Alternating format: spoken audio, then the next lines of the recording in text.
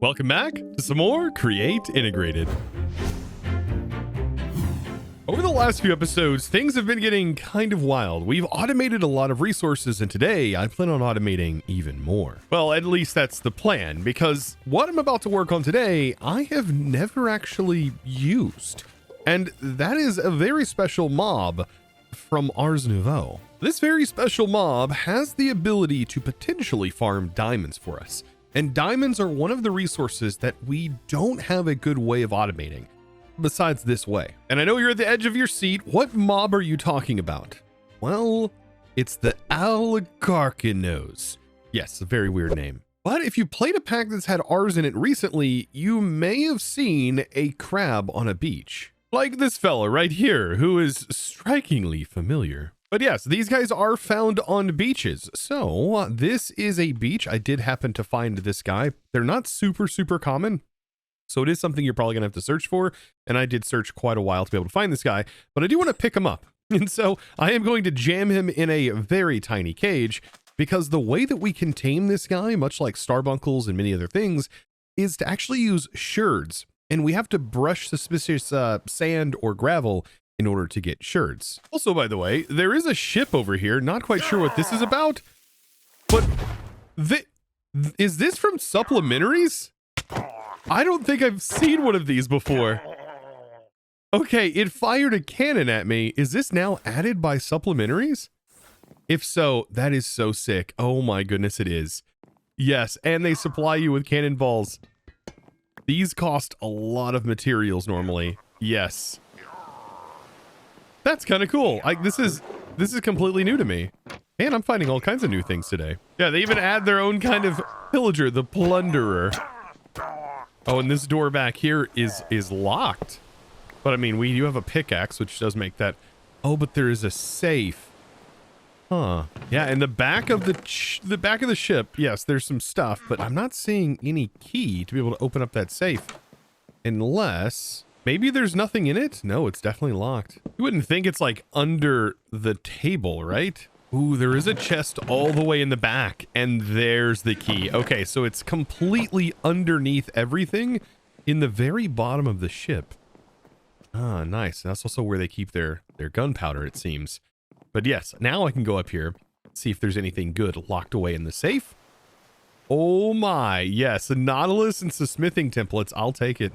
Now that tangent's out of the way, I've got some sherds to find, and this place right here will be the perfect place to potentially find that. Okay, there's a much larger opposition here than I was initially expecting. Oh boy. But yes, down here, I'm hoping for a sherd. That does not look like a sherd. Also now, by the way, looter actually works on the suspicious gravel and stuff. So if you're playing on a server, don't have to worry about your friends looting all of this stuff and you not getting anything, because now multiple people can loot it.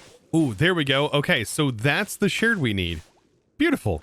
And one of those mobs I just took out must have been a higher tier, like at least tier 3 or higher of the champions, because it did drop some echo shards and a little bit of netherite scrap, which is one of the benefits of taking on some of the higher tier champions. You know, those mobs that have like all of the particle effects around them? Yeah, now they drop a loot explosion, which is awesome. All right, now that I'm back home, let's try this out. So I'm going to throw a sherd down on them. Much like all of the other mobs, it turns into a token. And now to revive this token, oh, we're gonna need 3 more sherds minimum. Oh, and a brush. You know what, since I'm going to be doing a lot of traveling, I might as well go ahead and upgrade my gear to tier 3.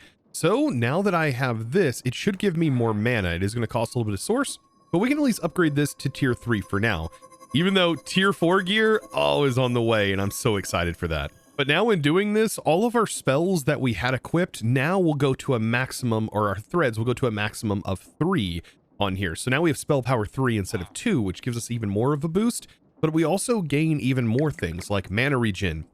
We also gain even more max mana. This is all going to work out well, as today is going to be more of an Ars episode. After having the gear fully upgraded, there's not going to be a visual change per se, but you will notice a significant change.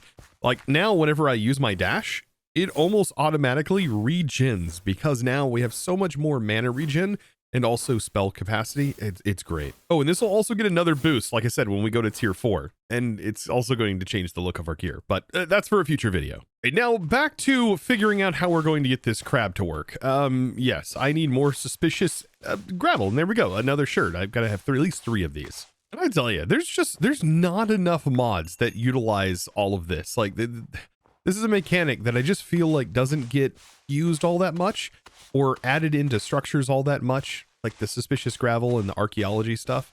I really do like this. Also, I just learned something new. Apparently snow on top of a magma block still has you take tick damage. That's great. Ooh, and there's sherd number 2. And sherd number 3. Beautiful. Now I've just got to go back to the enchanting apparatus, place in some of the pottery sherds, also place in a brand new brush. And this is where things should start. And I get to start learning a little bit more about how the mechanics of this guy works. Because if it's the way I'm thinking it's going to work, then this guy should be able to do all kinds of archaeology pulls for us from just being anywhere. And I'm hoping that it doesn't specifically have to be in these biomes, and that this chance percentage is the chance for which it will try to roll a drop from one of those particular locations. And so if this is actually the case, then this thing is going to be kind of like a drigme, and we just need to supply it with blocks around it, and eventually it will generate diamond. That's at least the idea. See, if we take a closer look at its actual drops, you can see that if we supply it with gravel, it looks like there's a 66.67% chance for this particular gravel roll to roll any of these items, and then there's a percentage chance that it will roll here. But we also have another one that is shared, and this is a 16% chance that it will roll this if it's provided gravel. Also another 16% here. And so I'm hoping that if we just provide it sand, that it'll have a higher chance of yielding these diamonds. And even rolling emeralds, which would be great for villager trading. So you know what? Let's go ahead and test this. I am going to go ahead and right click, and that should set its home location. So now it has been set. And then I need to give it an inventory. And so we will click on the mob and then shift right click. And now it has been bound. Oh, and it takes its hat off. What is happening? Okay. And then it sends it into its hat and does a sifting mechanic for the gravel that's nearby. And it just gave me blue stained glass. Okay. And then does a cost here. But if we provide it with sand, it should just work, right? Or maybe it has a brief cooldown. Either way, though, that's pretty cool. Okay, so there it goes again. It has a brief cooldown period, but it does seem like the home position that you set it on, the block you set it on, is the block that it is going to try to sift from. Okay, and you can see it just literally sifted a diamond. Okay, if I put another sand here, I'm assuming so long as I provide it with a sand block in that same position, it's going to keep farming that same block. And I wonder if this is sped up if we have more of them. And yes, it is doing that very thing right now. And we just gathered emerald. So long as we provide it with that, that is going to happen. Now, I think the reason why the sherds are such a low chance is because you can get more of these guys whenever you have sherds automated. So long as we are producing more sherds with gravel, for example, then this guy has a chance of constantly producing more, which will allow us to make more of these. Oh, I think I've figured this out. So for right now, I'm going to leave this guy right where he's at, and I'm going to place a simple block placer that is going to constantly keep gravel in this position. So this is where the home is set. So it pulls it, and then the simple block placer will literally take a new gravel and place it back in. And we can feed this with a hopper or what have you. Oh, and there's a pottery sherd. Now, quick tip for finding some more of the Alakarkinos. What we need to do is use our nature's compass, and I just searched beach and just found a standard beach. And in doing so, it showed me right here was a beach. And look at this. I ended up going here, and look who showed up right off the bat. I'm just going to go ahead and toss another sherd for this guy, but I still want more of these. Now, each time these guys perform an operation, they're supposed to use like basically a tenth, I believe, of a source jar.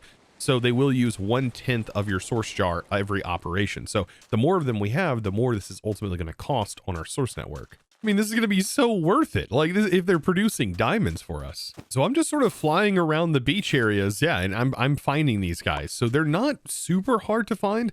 So long as you have a nice long stretch of beach. It looks like they do just kind of spawn similar to how starbuckles and stuff spawn. So now it's just simply a waiting game. Hey, I'm gonna need some more sherds from you. All right, I need you to sort of ramp up your process here. I mean, I've got quite a few. I need 6 sherds, please. When I've been letting this guy run for a little bit, and I now have 3 more sherds, which is just enough for me to be able to make another one. And so what should essentially happen if we place down 2? It should be twice as fast, right? I mean, that's what I would assume, is it would be at least twice as fast. So I'm going to take my new one, click it on the same block, and then click on the entity and also bind this guy to it. Okay. Maybe they will fight over the position for where to put the hat, but maybe they won't. Like, we'll have to see. Maybe after this one's done, this one's timer is like, hey, it's time for me to work. How about you scoot on over and let me have a go? I don't know. I'll have to do some timing here. I mean, they do look like they're about to duke it out. Let's be fair. I mean, keep it down. Don't start fighting over here. Yeah, I mean, that one just did the thing. Pulled it out. Put the hat down. Okay, maybe this will be twice as fast. That'll be pretty nice. I will say they are indeed taking turns, by the way. Now, I wonder if putting them in like a seat, for example, breaks all of their functionality. Like, if I put him in a seat while he's doing this, does he stop working, or does he still stay working? He's just now planted in a seat. Oh, I think he still stays working. This could be a cool way to set them up, and also giving them a chair, you know, making their workspace nice and comfortable. Oh, I do see a problem, though, with them being in a seat. This guy has not grabbed his hat. Oh, he does have to be around to grab his hat. All right, so experiment's over there. Now, after diving a bit deeper, I think I'm going to be swapping this out for sand. And it looks like to get sherds specifically, I mean, which sand is ultimately what I want to have this harvest. It looks like you do have a much higher chance of getting sherds while using sand because of the different pulls. For example, we have a 16% chance to roll the desert pyramid, and these aren't bad chances, and there's far fewer items for it to potentially land on. And so sherds are in there.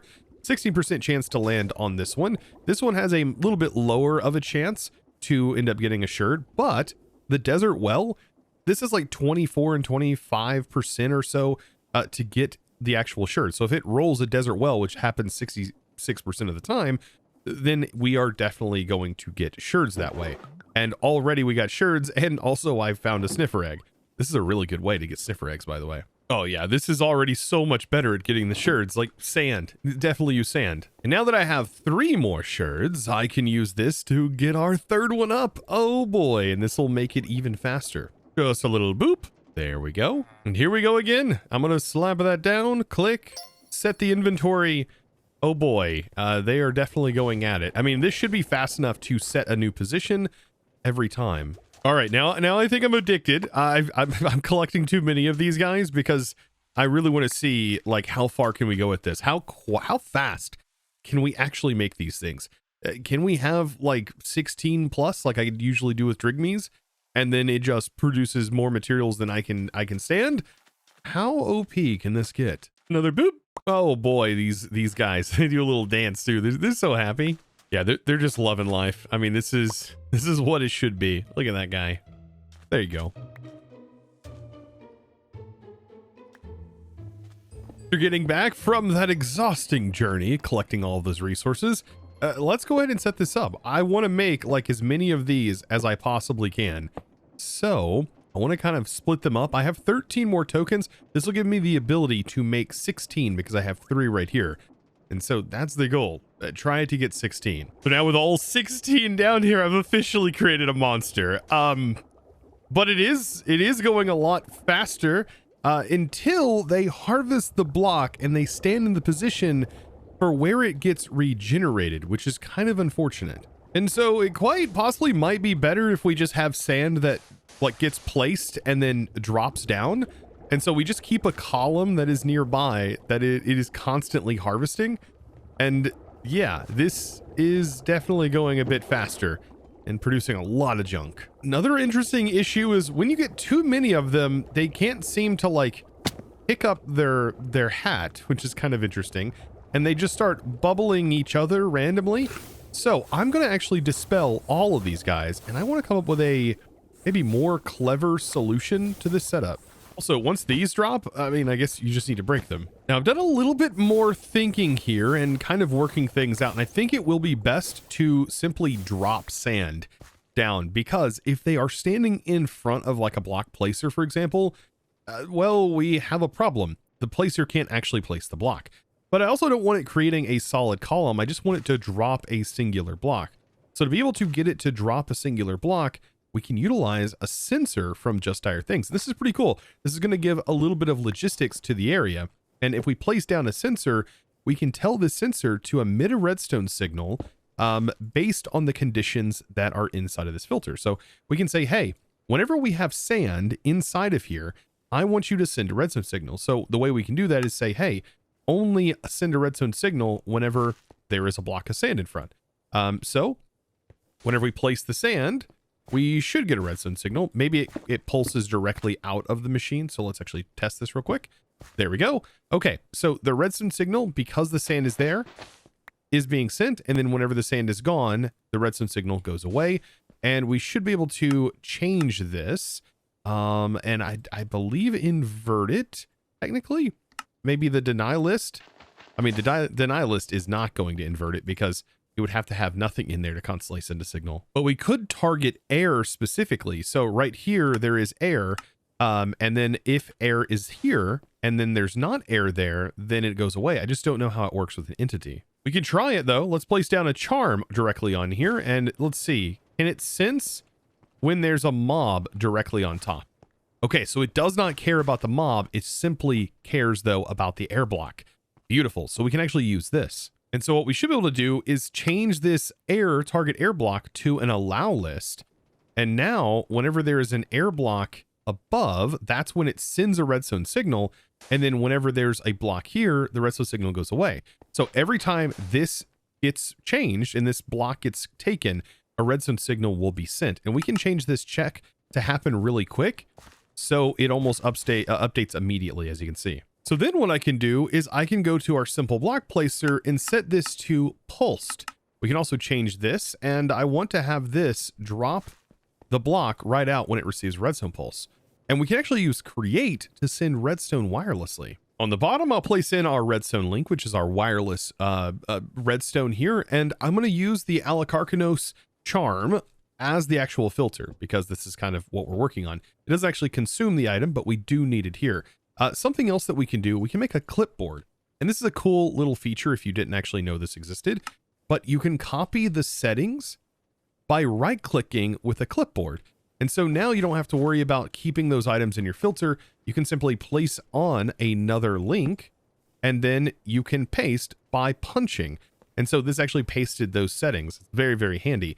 Now, if you have an empty hand, you can shift right click and put this in receive mode, or you can use the wrench to do that as well.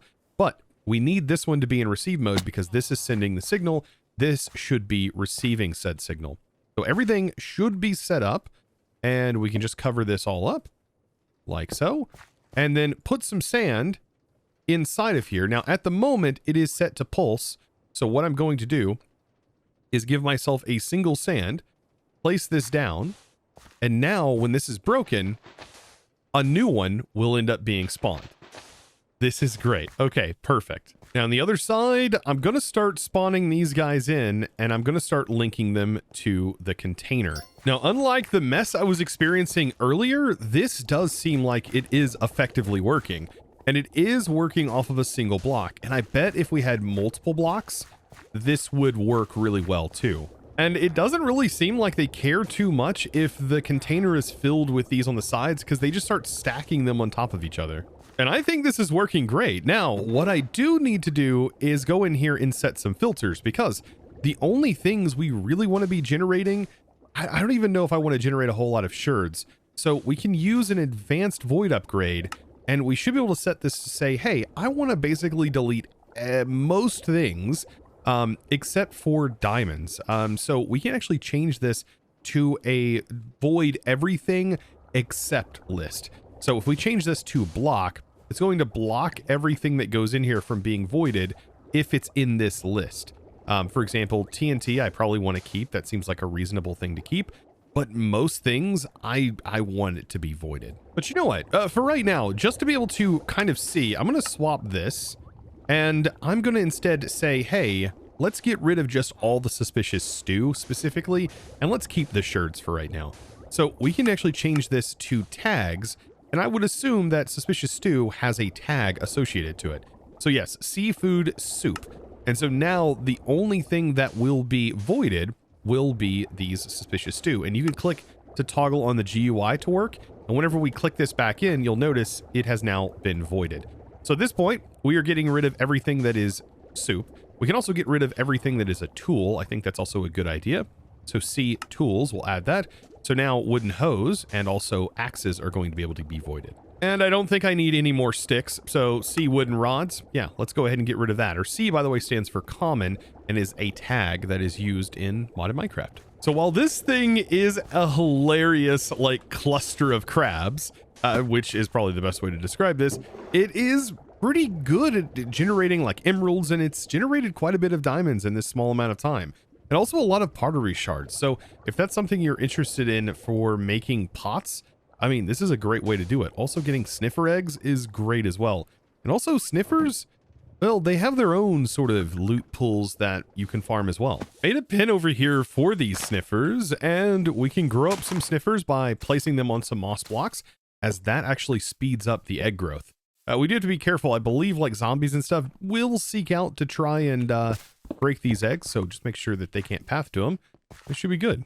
Oh my goodness, and look, they've grown up. These guys are so adorable, and such a weird thing that they are vanilla Minecraft. But these little sniffers are going to take about 40 IRL minutes to grow up. And there's no way to really speed them up either. Like, until you actually have some, you can't speed them up. So your first ones, quite literally, you have to wait that long. Now, as the person who made this mod pack, I can guarantee you, though, that this wait is well worth it. I have felt that the sniffer has been well underused in mod packs, and in mine, they will sniff up from the dirt a ton of lost treasures. You know, things that we may have dropped along the way and have gotten buried in the soil. Like, I don't know, precious ore or some precious precision mechanisms maybe, or even andesite mechanisms, or even copper ones. There's a lot of things that these guys do pick up besides just pitcher pot seeds and things like that. Now, my little fellas over here are about to turn into big fellas, but one thing I did want to mention, I was encountering some weird issues where sometimes the sand would stop, but it seems like I think I've gotten this to be a whole lot more reliable, and the only thing I had to change was a little bit of the redstone, technically.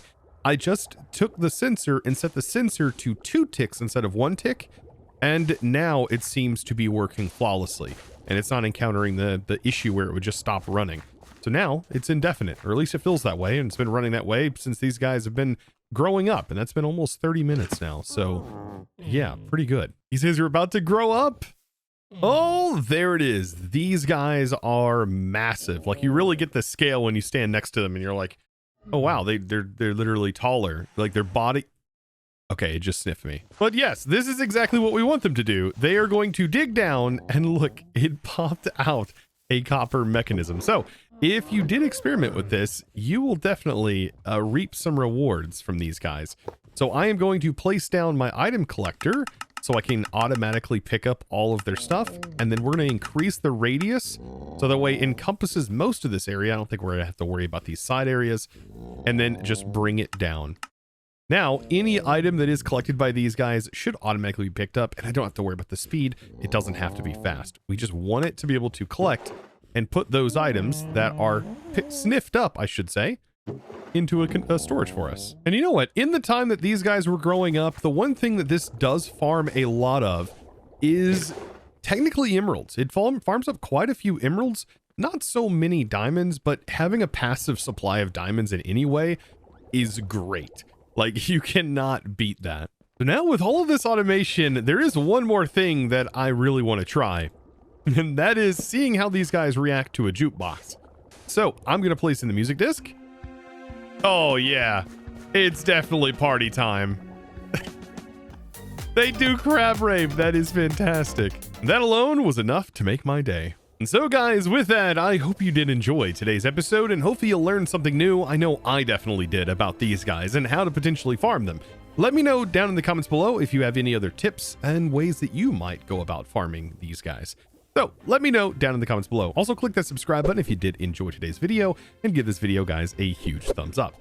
And now, without further ado, it's time for me to thank the amazing supporter of today's episode. And that amazing thanks is going to go out to Julian. Thank you so much for your amazing support in choosing to support me over on the Discord by becoming a Discord premium member and supporting my content in one of the best ways possible. Thank you so very much. And guys, I look forward to seeing you all in the next episode. And as always, thanks for watching.